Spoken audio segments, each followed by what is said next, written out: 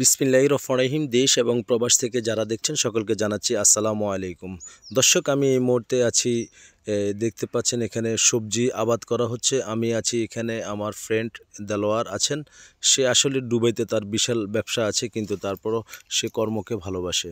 তো তার পাশাপাশি আমরাও কর্ম নিয়ে ব্যস্ত আছি। আসলে এখন আমরা এখানে দেখতে পাচ্ছেন আমরা এই সিম গাছ লাগাচ্ছি বা সিমের বীজ রোপণ করছি। যেমনটি দেখছেন সে গাঁতি করে দিচ্ছে, আমরা গাঁতির ভিতরে একটি একটি করে বিচি দিয়ে আমরা মাটি দিয়ে ঢেকে ঢেকে দিচ্ছি। আসলে জীবন মানেই হচ্ছে যুদ্ধ, জীবন মানেই হচ্ছে কষ্ট। এটাই স্বাভাবিক, কারণ আপনি যদি জীবনে কোনো কিছু সফলতা অর্জন করতে চান তাহলে আপনার জীবনের সাথে অবশ্যই যুদ্ধ করতে হবে। আপনি ঘরে বসে থাকলে আপনাকে কেউ এনে দিবে না। আপনার চারপাশে আপনার যদি এরকম আঙিনা খালি থাকে, আপনিও আমাদের এই ভিডিও দেখে আপনারাও চেষ্টা করেন, কারণ কর্মের কাছে আমি মনে করি কোনো শরম নাই।